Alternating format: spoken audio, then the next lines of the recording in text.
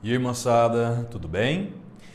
Esse aqui é o segundo vídeo da série barra playlist do canal sobre a saga Star Wars. Então vamos seguir aqui os cinemarxistas, análises acerca dessa produção. Com o episódio 1 eu vou sim seguir na ordem cronológica, mas pelos motivos que eu dei lá no vídeo sobre Mandaloriano, eu comecei por ele. E por mais que se passe décadas, onde eu vou começar a tratar aqui, vamos lá, a Ameaça Fantasma, o episódio 1 de Star Wars. Então, roda a vinheta. Antes da gente começar a falar do episódio 1 em si, eu vou dar algumas pinceladas gerais sobre o universo de Star Wars, para a gente não entrar, né, exatamente nessa política de briga comercial e taxas, que é onde o episódio 1 começa. Há muito tempo em uma galáxia muito distante.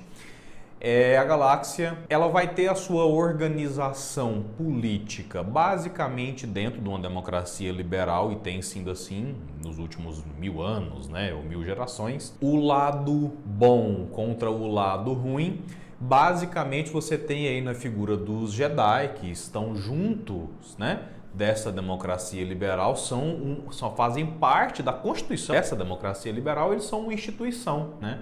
Os Jedi são uma mistura de religiosos com a polícia de alguma forma, com os diplomatas, é uma coisa meio misturada, mas com certeza eles têm poder e recebem recursos, né, do governo, dessa república, dessa democracia. Por isso que eles têm um templo, né, por mais que seja antigo, ali muito bem localizado na capital. Os seus inimigos, né, os Sith, basicamente, né, e aqui são, como eu falei, pinceladas gerais, eles, né, eram generalizados, tinham exércitos gigantescos, tinham seus planetas e tudo.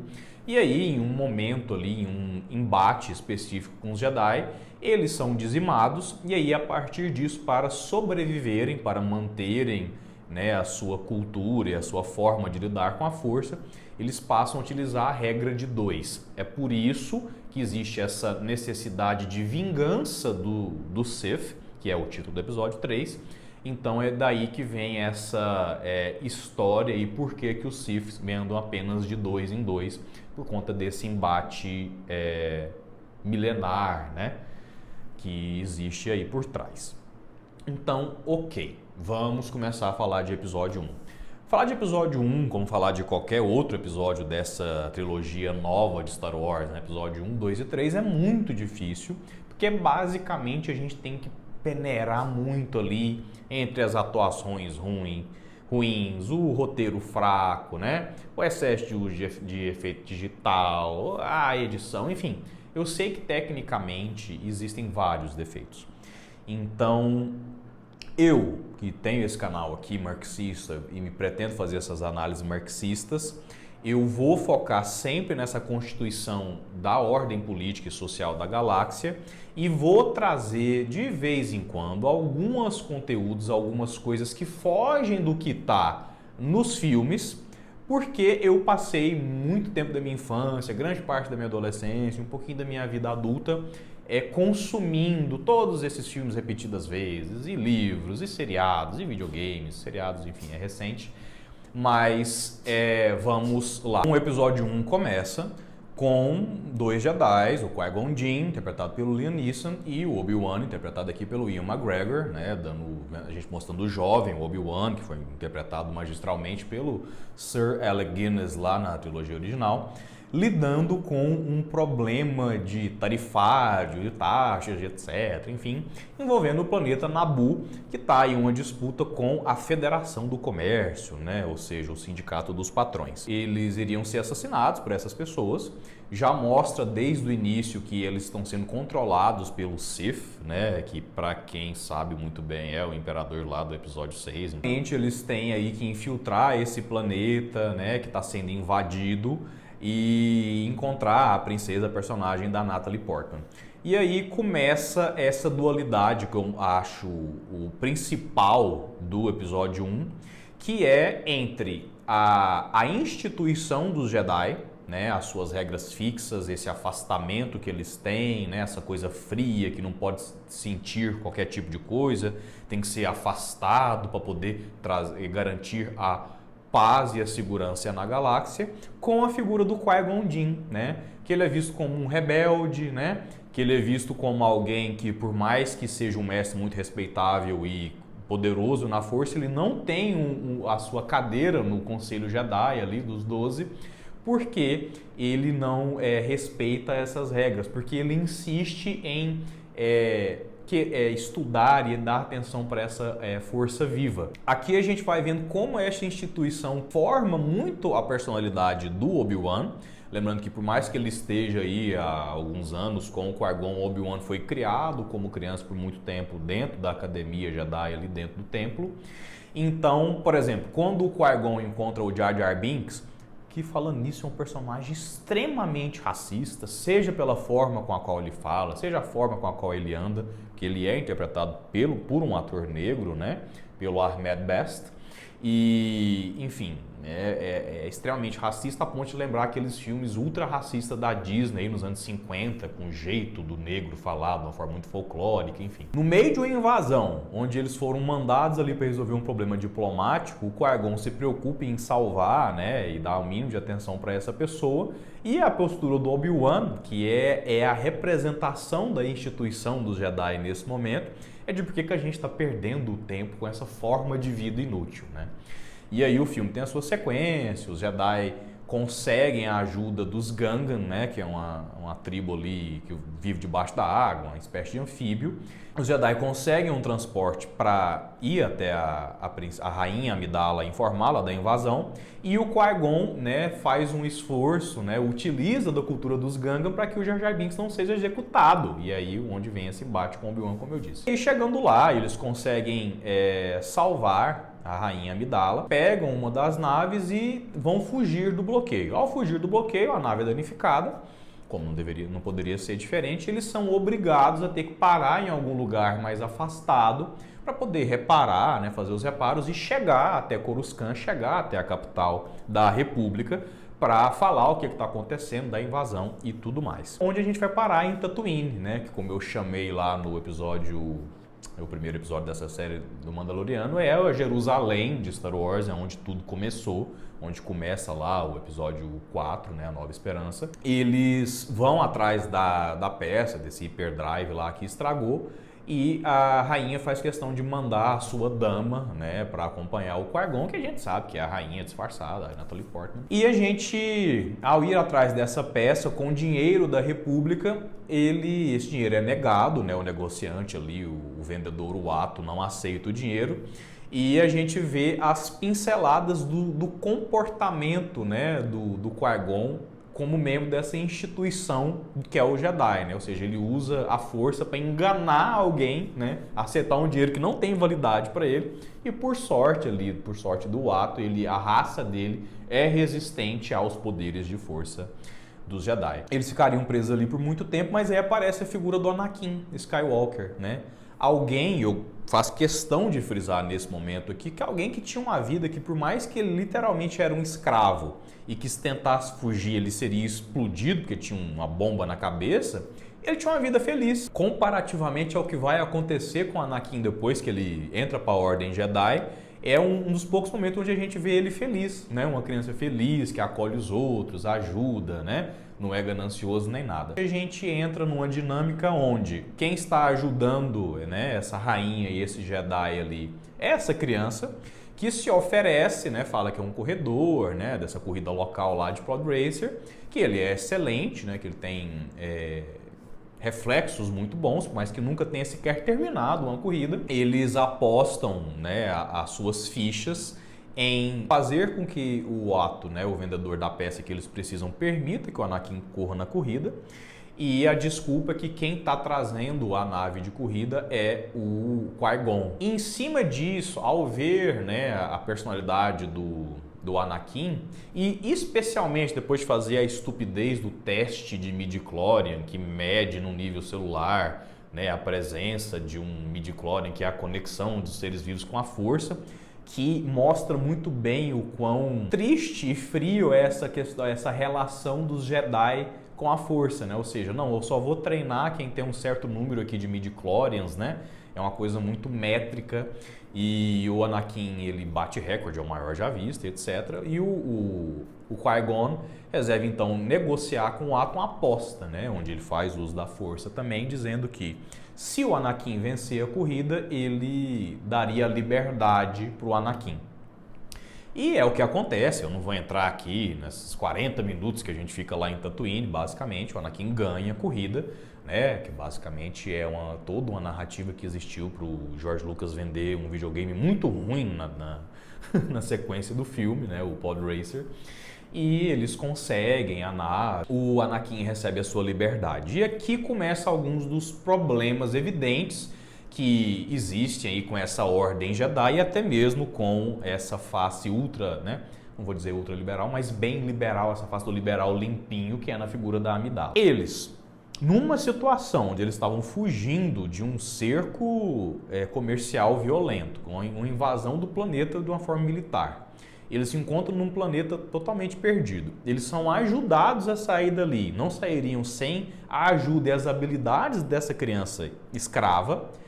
Eles conseguem a liberdade dele, mas em momento algum depois, do resto da história, alguém, seja a instituição dos Jedi, seja a princesa Amidala, que é uma pessoa rica e representa um governo rico, voltou para libertar a mãe do Anakin.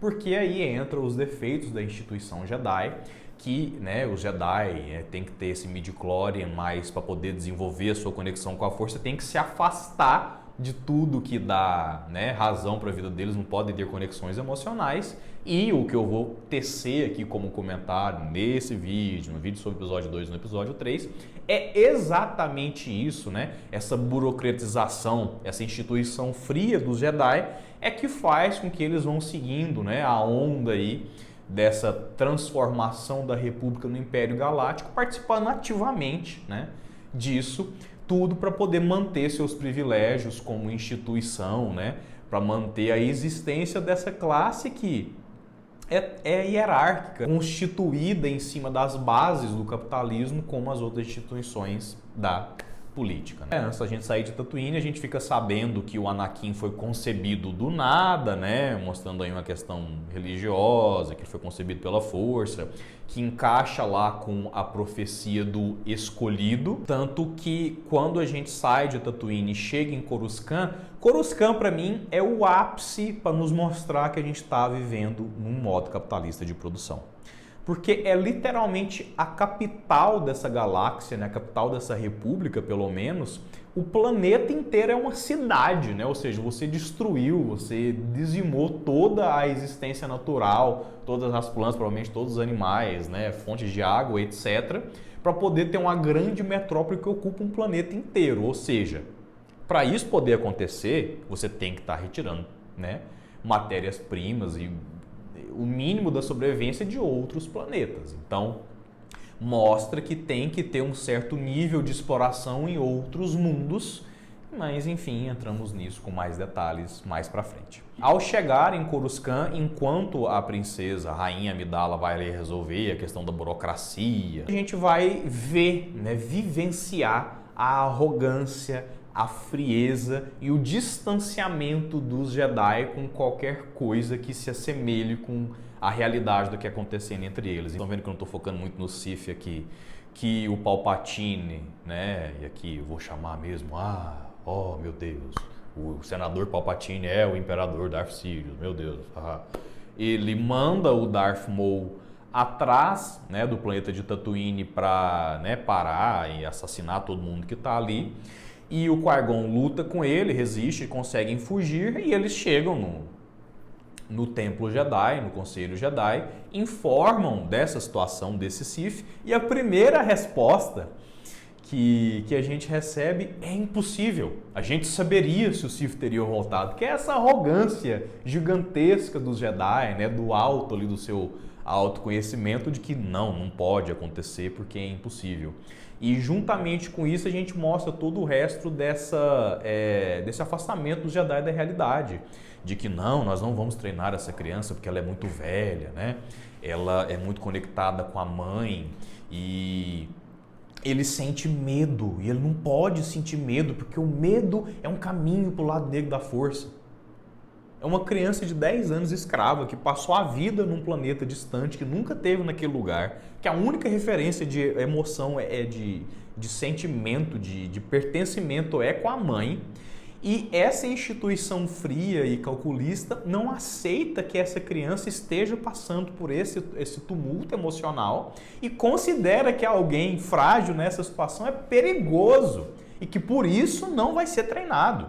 E é óbvio que além de mostrar o quão podre e afastada da realidade essa instituição é óbvio que o Qui-Gon Jinn, que é o herói desse filme, que é um dos heróis dessa trilogia original, fala, eu vou treinar esse moleque. O que vocês estão falando não faz o menor sentido. O Obi-Wan está pronto, eu vou treinar. E aí eles param, né? Porque o que aconteceu ali, e aqui vamos peneirar, né? Com muita dificuldade o que o senhor George Lucas se propôs, que basicamente a rainha Amidala chega e já começa o Palpatine, que é senador do mesmo planeta de Naboo, buzinando na cabeça dela, falando, olha, né, a gente está muito, que bom que você está bem, mas a gente não vai ter muito respaldo aqui, porque os burocratas estão no poder, e a gente precisa de alguém forte para lidar com essa situação, e o chanceler que está aí, interpretado pelo Terence Stamp, que foi o Zod no filme do Superman 2 e também de Priscila, Rainha do Deserto, interpreta muito bem esse papel desse paspalhão. E, ou seja, é para mostrar a falha da democracia liberal, né?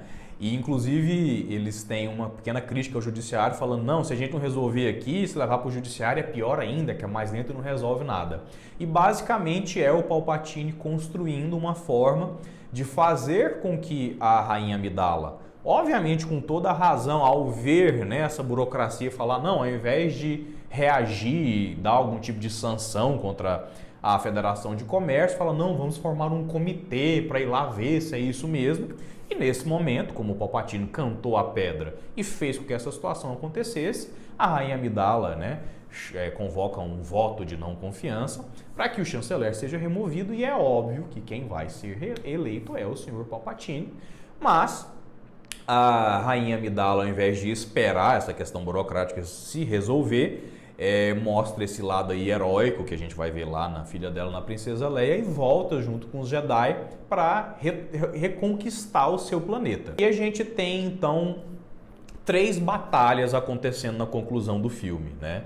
Nós temos a batalha campal lá, do Jar Jar fazendo palhaçada com os robôs, etc., que é a menos importante.